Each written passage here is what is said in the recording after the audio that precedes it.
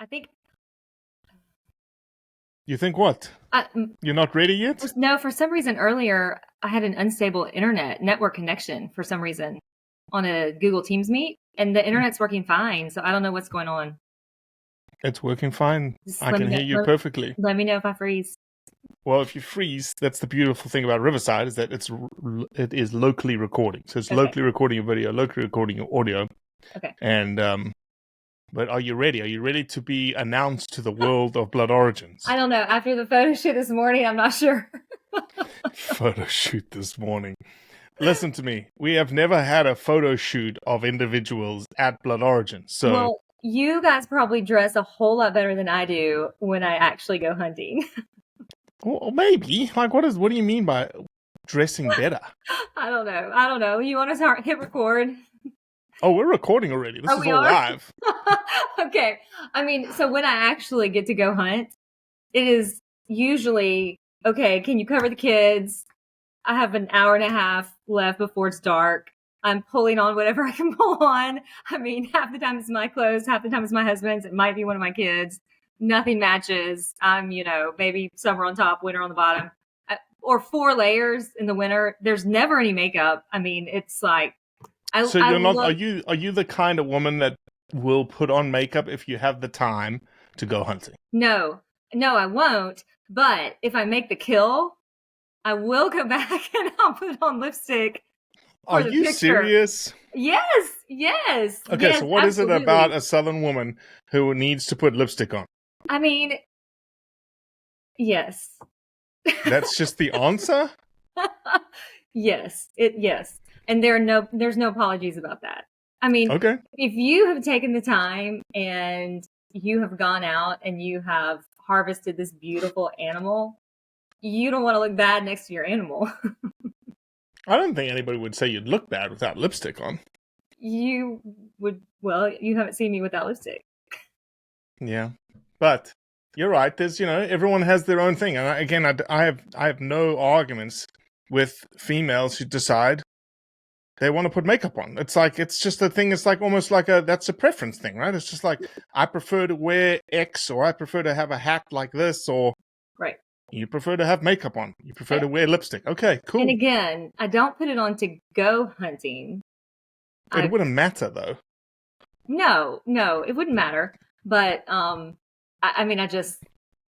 so my time in the woods is, especially with deer hunting, it's as much about the alone time now that I'm older and I have children as it is about hunting. I enjoy just the experience of being in the woods, communing with God, with nature, clearing my head, just the peace that comes with it. I mean, sometimes that's the only alone time I have in an entire month. So, and I come back a much nicer person and I'm less mean to my family. Well, everyone's like, who the hell is this woman that you're talking to, Robbie? It's a Roundup. Typically, it used to be Cody. Cody fell off the planet. You've had a couple of other people. You've had Roundups on site with the Slots Boys that we typically do. But you're going to start hearing this voice a lot more because we're going to put Ashlee in as the new Roundup pinch hitter that Cody used to occupy. But Ashlee, you have joined the Blood Origins family. Ashlee Ellis Smith, right? Right. You are the director of global policy. And here's something I didn't realize. When you announced on LinkedIn, you called yourself the director of global policy outreach. And I was like, wow, that's actually better. I like that more. I think you added that phrase when we were talking the other day. And I like it. So I didn't know that was part of my title until we changed the engagement to outreach. So perfect. Okay. Well, I like it. And it can evolve still. I mean, I think it's a position that is a work in progress. We're kind of figuring it out as we go. Well, that's Blood Origins. We're building the plane as we fly it constantly. That's right. Adding seats to the plane as we fly it. But welcome. We're super glad to have you. I'm super glad to have you. Super glad to add a new face and a voice to Blood Origins. Cody obviously was a face and a voice, and you have something in common with Cody, by the way, in that obviously today is a unique day. We're not recording on our typical Roundup day, and not at our typical time, in which in the past we used to imbibe a beverage of choice. I'm drinking a half lemon, half tea kind of thing because I have to take Eli to gymnastics. You have tennis practice. I do. Later. And so I'm only drinking water at the moment, but I do enjoy my Coronas on the tennis court. So you drink and play tennis at the same time? Absolutely. Yes. During this league is called Queen of the Court. And so it's not a competitive league per se. It's more of a fun league. I used to play tennis all the time, 3 or 4 days a week at least. And then I tore one rotator cuff, took a little time off, and then I tore the other rotator cuff. And so I have not played consistently or really hardly at all in the last few years. So I've jumped. You've got both rotator cuffs fixed? So one has been rehabbed and the other is hanging by a thread. I haven't told you this. So one Maybe is you hanging shouldn't by a be thread. playing tennis. Well, that's not my serving arm. It's just the arm that doesn't do anything. It's my backhand arm, yes. And so I need surgery, and the doctor has told me I need surgery. But who has time for that? I mean, truly, who has time for that? Work, kids, all that kind of stuff. So I'm trying to make it as long as I can, although all of these people lately who have had the surgery have said the longer you put it off, the worse it's going to be. And so I may need some time off in the future. You just started. I know. Look, it's probably not going to be anytime soon. It's going to be as long as I can make it. But yeah, so I'm easing back into tennis. I love it. It's great. And I really love it with Coronas on the court. But you did say that we were talking about different. I would typically drink a bourbon. That's what I used to drink. I still drink it, obviously. And Cody was a big agave drinker. A what drinker? Agave. Which agave. Is tequila. Yeah, which is when it's not made in Mexico. Right. It technically cannot be called tequila. You're right. It's a controlled. Right. You're right. So Cody drank this agave from a distillery out of Colorado, and we tried to plug them, and people even sent them DMs and went by the distillery, and we could never get them to sponsor the podcast. Was it any good? He said it was amazing. Really? Yeah. I hate to bring up their name again because they did nothing for us. Well, don't. Yeah, no. They get no plugs. They get no plugs. I'm a big tequila fan, and it's herbal. So it's herbal. Come on, herbal. What kind of excuse is that? Tequila is an herb, and you feel 100 times better. I thought tequila was a cactus.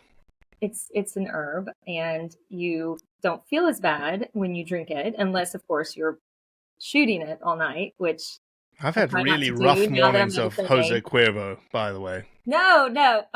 Hold on. I mean, unless we want them to plug us, but no, you cannot drink Jose Cuervo. No. We're gonna have to break you into the clear liquor. Yeah, I'm a brown liquor kind of guy. I know you're a manly man. Trying to be. I'm really, but there are manly men who drink tequila. A good sipping tequila. I've tried it. Never had a martini in my life. Well, we may have to have martini night on the Roundup. Okay. Maybe in the future. Long way in the future. Like next month. So, Ashlee, give us a little bit of background, who you are, like what you do. I know we're going to introduce people to who you are through the posts and whatnot, but people are going to be keen to engage with you and understand who you are. Where's your background? They already know that you hunt, so that is a given. You are a hunter. What else? So I'm a recovering lawyer, and I truly say recovering. I practiced for about a decade, and am very appreciative for the skills that it gave me and the knowledge base, but I didn't enjoy it. I enjoyed the people I worked with in the various law firms in which I practiced. But something was missing, something was missing. And I was helping corporations for the most part fight about various things and who, got to keep what money and contracts and contract disputes and large scale corporate litigation. And I just kind of thought, gosh, this is what I want to do the rest of my life. And it really wasn't. I'd been involved in politics off and on, and thought, I think I want to be more involved in the political realm. What can I do? And I loved to hunt. I'd grown up wing shooting quail and pheasant in Arkansas, in Texas, in Oklahoma, where I was actually born. And there was a position open with Ducks Unlimited as their director of policy for the Southern region. And I begged, borrowed, and stole, however you say that. I begged them for the position. I truly did. Some of the greatest people on earth. And I took a huge pay cut. I mean, I'd been practicing law over a decade as a corporate attorney and had no experience in that realm. And they took Were a you chance. already partner in that firm? You would think after 10 years, were you already like close to being a partner in the law firm? Or were you a partner in the law firm? I had gotten married. I was practicing in Nashville, and I got married and moved down to Jackson, Mississippi, where I now live.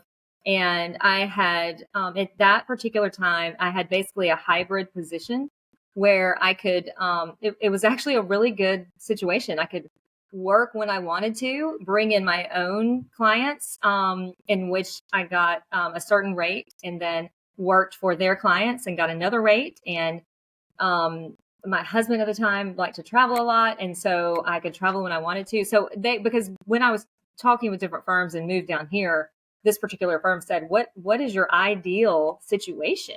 Because I've been killing myself, as a young lawyer, you yeah, of course, running 80 hours a week said, or what's something your ideal crazy situation? And I thought about it, and I presented it to them, and I said, this is my ideal situation. And they said, okay. And it really was great. It was a wonderful firm. It just wasn't what I wanted to spend the rest of my life doing. So Ducks Unlimited took a chance and hired me. And that kicked off my career in conservation. It also kicked off my career in policy and learning the world of policy behind the scenes. I knew how to write legislation. I knew how the legislative process worked. But as far as working with lawmakers and the lawmaking process, that's really when I started learning how to do that. And then worked with Ducks Unlimited for 6 or 7 years, and it was great. I mean, all over 13 states, really around the country, back and forth to DC a lot, did federal and state policy work. And then I started having little boys, and the travel just got crazy. It was crazy. And so that's when I decided I probably needed to take a break. And it was the hardest decision I'd ever made, because Ducks Unlimited is one of the best companies in the world 100%. to work with. I truly believe that. They're amazing. I still serve on their national policy board, go to all the meetings, and they're still doing incredible work. In fact, they conserved 1 million acres this past year. 100%. Yeah. And then they just got $100 million gift from Jim Kennedy. Yeah. I mean, they just keep getting better and bigger. So it was the perfect. I could not have started off in a better place. And I will always be grateful to them. And after I started having children, I had some other conservation organizations. The Nature Conservancy approached me and asked if I wanted to do some independent work. And it was a very easy decision to start my own conservation policy firm. And it just went on from there. And I got to start working with different conservation, wildlife, sportsmen's clients from around the country. And I really work behind the scenes a lot. It's not splashy work. I've always believed in educating with field tours, taking people to hunt, showing people what's happening on the ground so that they truly know what is going on and what needs to happen. When we're working with lawmakers and staff and people on the regulatory level, like the Fish and Wildlife Service, you can't just write it on paper and have them read something. I mean, even when I'm working on something, you can read about it for months and months, but until you actually get out there and walk around in a field and see what you're talking about, or see what a species looks like, see their habitat, then it's not real. And so I think that getting people out in the field is one of the most effective tools. Same thing for hunting. I mean, until you take somebody hunting, they cannot make an informed decision about what they believe about that topic. So I did that for a while, and then I went to work for the Mississippi Wildlife Federation as their CEO, and I did that for a few years. And that was one of the hardest jobs I've ever had. And it's a fantastic organization. It's the oldest hunting organization in the state of Mississippi, the largest hunting organization in the state of Mississippi, and had just gotten embroiled in some regulatory issues it probably didn't need to be embroiled in. And that's a whole long story. We probably don't need to go in today. But rolled off of that about 2 years ago, and I'm still on their board. I still help with their policy issues. They're a great group of people doing some great work, and then rebooted my own policy firm. Yeah. And, so that's what I've been doing. So I love. And then you saw. I saw your job and thought, "Gosh, things have been too easy." Yeah, let's jump headlong into a brand new grassroots initiative that it could do wonderful things around the world. I really saw your post, and butterflies kind of flittered in my stomach. Like it's one of the first that, you're always kind of, you see things and you see posts, and the conservation and the wildlife world are very small. I always joke that once somebody enters that world, it's very incestuous because they never leave. They may jump between organizations, or they may jump between agencies. Like somebody from USGS might go to Fish and Wildlife Service, or someone from backcountry hunters and anglers might go to Pheasants Forever. I mean, people rotate around in the world, but once you move into the world and you become mission-minded, I mean, you drink the Kool-Aid, and you're not ever going to leave. Mm-hmm. And you're just going to rotate, I think, between where you think you can do the best job and have the most impact. Yeah, 100%. And so when I saw your post, and I've been watching you, as you know, we met years before you made this, I think, a full-time gig. Oh, 100%. Yeah, 3 years ago, I think we met. I've been astounded at how big Blood Origins has become so quickly. And I mean, it's just been incredible to watch you guys. And I'm just unbelievably excited to be a part of this. I mean, I can't wait to see where we can take it. Well, Truly. We're grateful to have you. We're grateful to have you a part of the family. And I needed the help because we're at the point now where it's just like, as you've experienced in the last 7 days, especially in the last 2 days, to get a good handle on what the life is like in Blood Origins, is you talk about behind the scenes.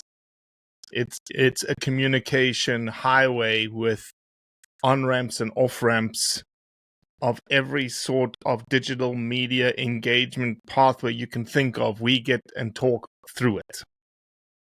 And you talk a lot at 4 a.m. via email and text. 4:30 in the morning. Yep. And you're a late nighter, so that's perfect. It works perfectly. I answer all of your stuff in the morning. You answer it. You send me all the stuff at night. Send it at night. We're awake about, I would say, overlapping 14 hours a day. That's perfect. 16. It's perfect. And, I need to be up early to talk to Africa and Europe and whatnots, and that's fine. As soon as we get you rocking and rolling, you'll be awake when Australia is rocking and rolling late at night. So. Yep. So the Roundup is typically a forum by which we talk about things that are happening in the world. We discuss them. We talk about news articles. We talk about the hot topic issues in hunting. Sometimes, most times, super controversial. As Cody and I used to go back and forth, Cody was very liberal in his thoughts, and was very unabashed to, call me out, to say, that doesn't sound right, Robbie, or I don't agree with you, Robbie. I think it looks like this. I have a funny feeling that you are going to occupy the same role that Cody did. Well, we've already figured out that we've had a couple of little disagreements, and I wouldn't call them first week growing pains, but just trying to figure out how we're going to work together and who's going to work on what and how That's we're right. not going to miss things. That's right. Growing pains, growing pains. So let's talk about, and I told you that, we'll give you a grace period in terms of like you bringing news articles to bear, like here are the things that we need to talk about today on the Roundup. And so what I would do is take today and go through the things that are happening around the world in the blood origin sphere. And you can ask questions around them as somebody who's like, oh man, I've never heard about that, or what's going on there kind of scenario. So we'll start in this Roundup will drop when the public comment period is closed for the California black bear management plan. Isn't that tonight? The 14th, not the 11th. You told me the 11th earlier today, like literally 3 hours ago. You said 11th. No, I said today is the 11th because my brain said to me that I was sitting in July. That is how messed up my brain is today. That's why I was like, oh, the public comment period's over. What are we doing here with the California black bear? And then I realized that when you said it's June 11th, you were telling me it's June 11th. I'm telling you what was percolating through my brain to say, oh, it's not July 14th right now. It's not July. It's actually June 11th, and we're 3 days ahead of the public comment period. And I thought you were saying it's not July 14th, it's June 11th. It's still open. And I was going, it's June 11th is today. And that's why I said, yes, it is today. I was confirming that. Why we shouldn't do all of our business via text. Yeah. So, black bears in California, management plans out on the street. It's closed now for public comment. No, it's not closed for public comment. It is. 3 more days. It is closed because when people hear this, it'll be Monday next week. It's closed for public comment. Good plan, bad plan. Oh my gosh, hunters are going to scream bloody murder. I mean, after reading the 84-page plan, to me, it's a vanilla plan. It's the poor California biologists who had to do something. I mean, they had to put out a plan because it'd been 20 years since they had put out the first plan, and obviously they haven't been operating according to the 20-year-old plan without any changes. I mean, they have been modifying their methods, their data collection, how they're studying bears, how they're managing bears. They just had not put out an updated written plan. So blah, blah, blah, Humane Society comes in. Last year, they've been trying to decrease the public's access to bear hunting. And so there was all this hoopla, and they said, well, we need a new plan. So the California biologists put this plan together, and it's basically like a 101 on black bears. Everything about them that you can put without an entire encyclopedia of bears. I mean, that would be a volume, but it's condensed. This is what's going on with bears in California, and this is what we're doing with them. So it's not going to please everybody. In fact, it's kind of a lose-lose for them because you just can't get everything in a document like this, but they got as much as they could. I think there are a couple of things that are important to note about this plan is that, one, there are no proposed rule changes. There are no proposed regulatory changes, and there couldn't be because they don't have that authority. It has to be the commission or the legislators. And even either one of those is a big process in California and has to go through what they call their Administrative Procedures Act, their APA, to be able to do that. So we've got this plan, and you read it and you're like, this sounds good. I mean, you're a scientist. You're a very good scientist. I know your history and I know your work. And me speaking as a lawyer and a non-scientist, just a policy expert, I'm reading it going, there's not a lot of, oomph to this. It probably could have some more teeth to it. And then I start reading all of the comments from different people because we have been in this open comment period. And they were mostly getting hammered from the pro hunting community, say, those comments those aren't public comments for people to see. Those are comments from the hunting community that was sent to us. okay. So it makes sense. Pro hunting Okay. focus. Okay, well, that makes more sense now. Then, from the hunting community, what they want is they want this plan to trigger action. They want it to very affirmatively, and I think it does this, say, look, our bears we have this amazing population density. Amazing It is population amazing. density. It's amazing. I mean, it's the second highest density of any state in the United States. I wouldn't say density. I would say abundance. Abundance, next to Alaska. Correct. You can see bears all over California if you want to. I got sent pictures by Jeff Rowley, the pro skateboarder, of like bears next to a highway in a tree above a house. Yeah. And I mean, there are communities there that are very protective of these bears. I mean, they want them there. They want to see them there. And it doesn't really matter if they're taking over their playgrounds and houses. And, I feel like I always say this wrong as well, that anthropomorphism that's going on out there has kind of gotten out of control. These aren't teddy bears, I mean, these are predators. And they're cute, but there's predators and they will kill you and they will kill your children. And we did just have the first confirmed human mortality situation with a bear.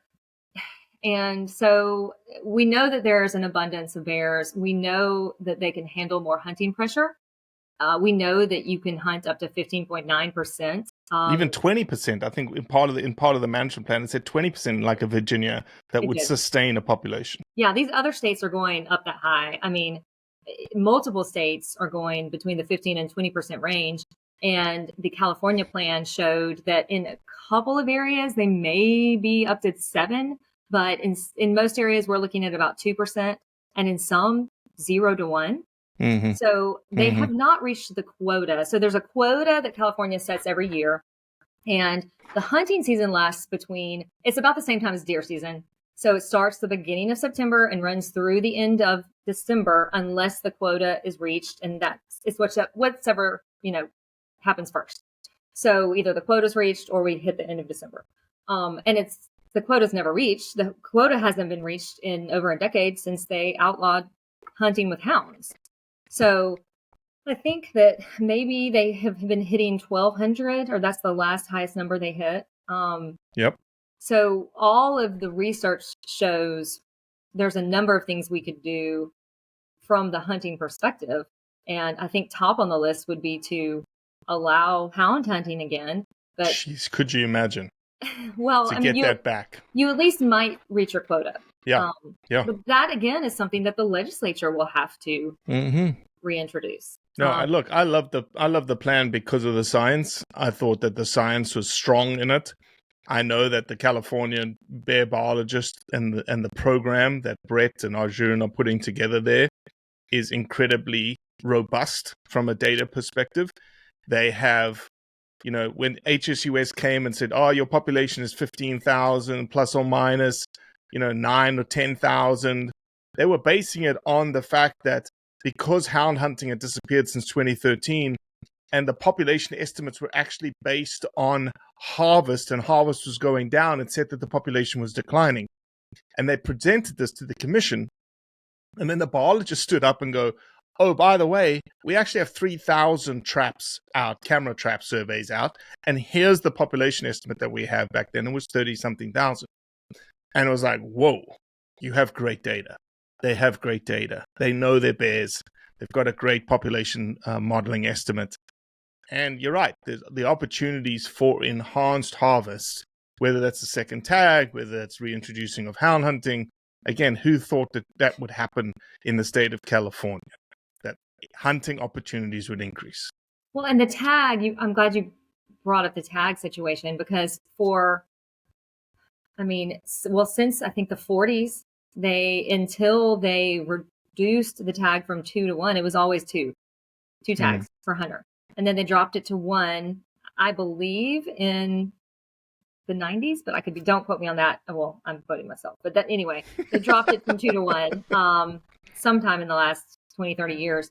And that to me would be the very first step, because if you've got somebody who is going out there, they are getting the license, they're equipped, I think that those people are probably going to take the time and effort to go ahead and take 2 bears, or take their family members, or, get in the game. And then I think probably the second option would be to go ahead and bring in the hounds, so to speak.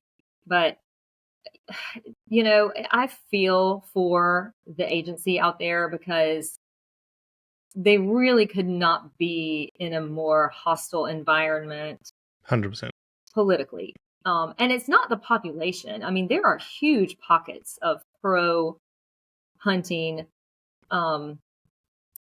constituents out there. And I mean, the state is really pretty divided, red and blue. It's just, you hear from the non-hunters the loudest. And there's I wouldn't say non-hunters, non-hunters, the anti-hunters. Anti-hunters. And there's so much money pouring into the state politically to back that up. So I think that they are doing a great job with what they can. I mean, there are 5 commissioners on the California Department of Fish and Wildlife Commission, and 4 of them don't even have a hunting license. So that kind of tells you what we're dealing with. Well, the department's doing a great job, and so we hope that they just lean on their science. We put a YouTube video out last week, so check it out if you want to learn a little bit more. It sort of summarizes what Ashlee and I just said. Washington State is a mess right now. Cougars limiting cougar season, not cougars in terms of old women. You've received a bunch of texts about old women cougar hunting. No, actually, Robbie, I have not received texts about old women. but thanks for phrasing it that way. I have received a whole bunch of jokes from friends. That's too funny. Whenever I post anything about cougar hunting. I think that's so funny. I'm going to interpret it the way I want to interpret it, and you apparently interpret it the way you want to interpret it, and now we all know how that is. That's too funny. That is hilarious. But it is a serious matter. They are really, Washington State's just a mess. The commission's a mess. Their interpretation of science is a mess. They're actually opposite to what, unbelievably, I'm about to say this, opposite to what the California Department is. Well, it's not really, that's unfair. That's really unfair, because the Washington Department of Fish and Game is actually incredibly science-based. And they've presented the science, they've presented great stuff, but the commission's going, no, thank you. We don't want your science. We're going to go with our opinion over here, because we think this is a better way to do it. Half the commission, right? Yeah, it's 5-4. Yeah, it may be even more than that. It maybe 6-3 now. Gotten worse? Yeah, I think so. There's been so many changes, and water has passed under the bridge of me understanding who the commissioners are exactly, like who's pro, who's not.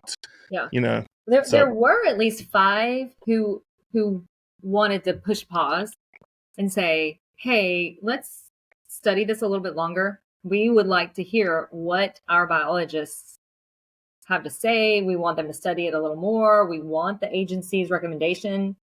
And I mean, 4 that were saying that, and there were 5 that were like, "Nah, we don't care." Yeah, that's about right. We don't care. Yeah, that's about right. We don't want to wait. We just are going to go ahead and do what we want to do. So you've also, obviously, in the firestorm that's been the last 8 days, I've thrown everything that we are doing at you. Given that you have got a tennis match with Coronas coming up here in 10 minutes or so, and I've got gymnastics coming up in 10 minutes or so, let me ask you, what's the thing that has intrigued you the most in terms of what we do? I mean, I'm completely fascinated with all things Africa. Have you ever been to Africa? I've been to Nigeria. I've flown Of into. all the I know, places to be in Africa, you've gone to Nigeria. I've flown into and stayed in Lagos. Oh my gosh. I know. No, I kind of don't really want you to send me back to Lagos. Please no. We will not go to Nigeria. I have been all through Nigeria. And the people were the most amazing people I've ever met in the world, truly. I just feel so badly for what's going on in that country. And I mean, so many other areas over there. So I would actually like to go back to the maybe a little prettier parts of the continent. Yep. And some of the places that you can hunt. It's very intriguing to me, the difference between Kenya, where you can't hunt, and the other countries where you can, and what's going on over there. And what you talked about with what they're trying to figure out to do with the big tuskers. I'm so fascinated by that. And so you know, think you're going to need to get me over there at some point to do some investigative research. Some investigative journalism. Yes. A Southern woman's not going to stick out like a sore thumb. I mean, I already have some African garb, of the headdresses and everything. Just to blend in. Wait, so like you don't stick out like a sore thumb over there? No. What? Well, I mean, I think I can. I actually feel bad sometimes when I'm over there because some people say you sound American, and it hurts my heart so badly. It hurts. Like really, when my friends say you sound so American, I'm like, oh gosh, it hurts. I think that if we're going to work internationally, you have to get to know the people in person, like you do. You go everywhere. Agreed. Yeah, so I'll just have to work on the blending in part a little better. Yeah, we'll just. I mean, look, I feel like this is an African color. Look, cream. It's sort of beige. Beige cream. It's a good colored. Yeah, you can't tell in this light. Khaki, green, olives. Khaki. Yeah, absolutely. It's 100% khaki. There we go. You'll blend you in. added an R in there. Did you say khaki? Khaki. There's no R in khaki. There's no. I'm not saying it with an R. I'm saying with khaki. Khaki. You're saying it like car key. Yeah, South African accents are very flat. There is no enunciation, really. Well, actually, I accuse other people of not enunciating their words. So Africa, Kenya, Tanzania, absolutely huge debate, huge discussion, super complicated, super complex. What else? I mean, that's a huge one. It also is fascinating to me that there is any debate whatsoever over the waterfowling in Australia. I mean, so coming from a waterfowling background, it's so in America, I've worked on all sorts of species. I feel like all of them. I mean, it isn't all of them, but I feel like it is. And of all of the issues, unless you're trying to restrict access or like restrict public access, and because you helped on one of those issues, I feel like waterfowl hunting is probably one of the least controversial. 100%. It would be the lowest thing on the totem pole. Yeah. For the antis to go after. Yes. I mean, it's just, and like one of the only issues lately that has even come up is like to send or not to send money out of the United States. And that's just from people who are ignorant and don't realize, hey, the breeding grounds are in Canada.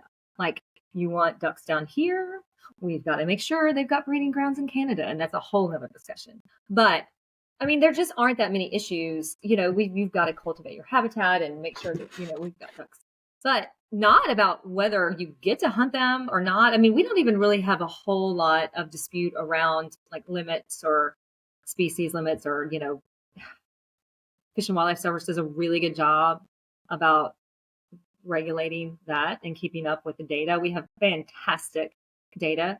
So like, what's the deal? What's the deal in Australia? I don't get it. It's just a hotbed of the Animal Justice Party is in Victoria, and there happens to be a young, very vocal female head of the Animal Justice Party who... She's pretty. Very pretty. Used to be a bartender. now is the head of the Animal Justice Party and has a cause that she's super passionate about. And it's not killing ducks. Just, I guess she's just got, it's a victory that she can taste. And so it's something that I think she can nail into her like board of accomplishments, because everything else from an animal rights perspective is going to be very difficult for her to actually achieve. Well, so if you took the most radical PETA person and said, what would you want to do? They would be like, all right, we'll just get rid of everybody that's in the industrial factory farming complex, right? Mm-hmm. Is that ever going to happen? Probably not. So it's a great champion. It's a great, like, we're going to beat this drum, but it's not a drum that you're ever going to actually, like, get across the finish line. Whilst duck hunting is something that you could get across the finish line, essentially, because the duck hunting population of the state of Victoria is, like, minuscule. It's like 30,000 of them, 35,000 of them. She's like, oh, I can take them on. Well, is there a lot of opportunity? I mean, is there a lot of access to? Yep, good access, great wetlands, good duck population, really good duck population, good science from the GMA perspective to say, you know, even at the levels that they're at right now, or multiplied by an order of magnitude, you would still have sustainable duck populations in the next 50 years. That's crazy. So is there just not a hunter outreach? It's training? Just probably not something that is, again, Australians, the hunting culture of Australia is a very new hunting culture. It's not an inherited multiple generations of hunters kind of thing. I think duck hunting is very much a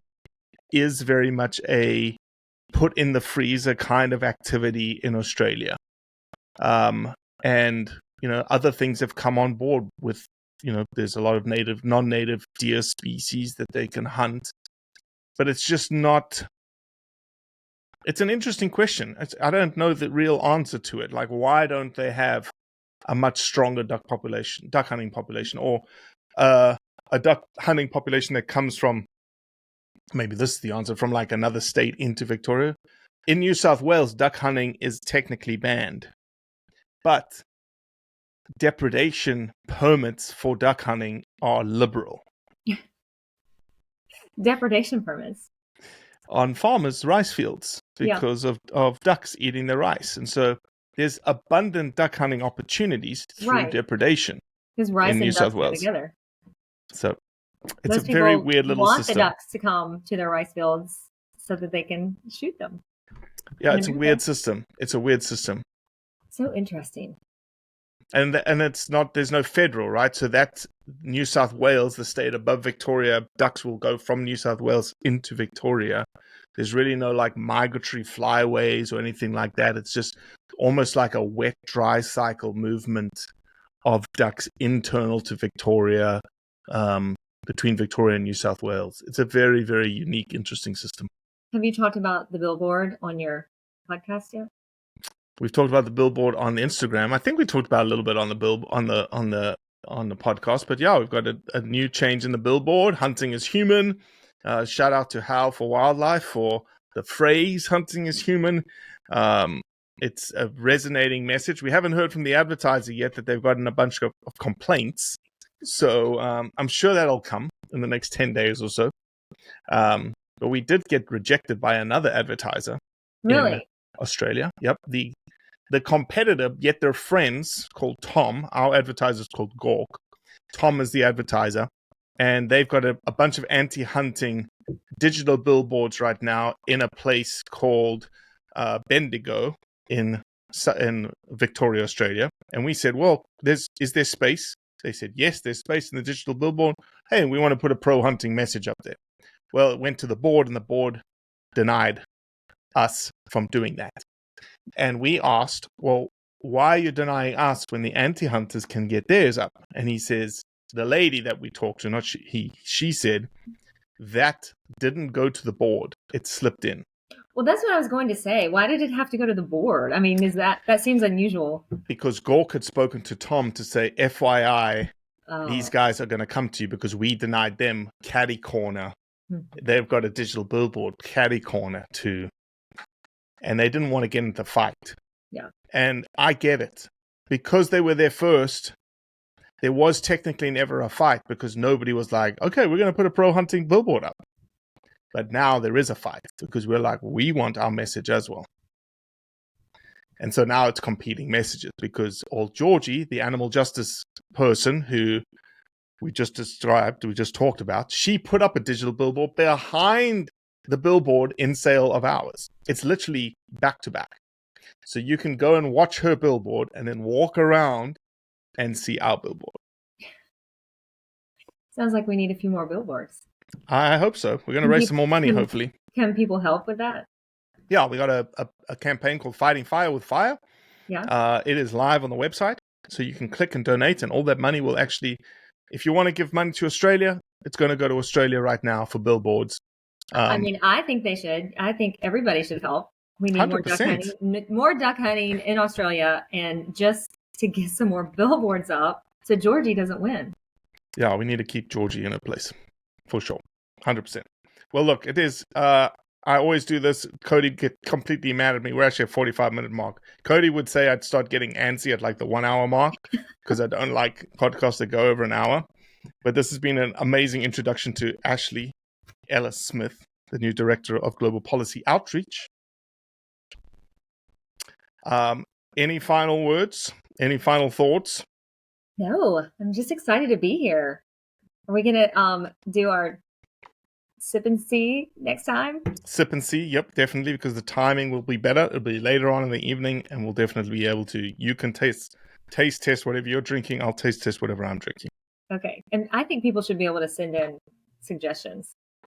Oh, I don't want that. People sending suggestions in on what we need to drink. Or yes. Only good suggestions. Much more fun. But if people could send in suggestions, where would they send them? Just DM us on Instagram or send us an email, info@bloodorigins.com. We need to set up another Google number. Cody had a Google number that people could text. Okay. And so we'll set up another Google number. We'll get that squared away. We don't want to give you Cody's number because he's going to be like, why are people still texting me about Blood Origins? Maybe a new Instagram something. Something people can send us suggestions for the podcast. Yeah, just DM us. DM us. That's an easy way. Look, we're not hard to find.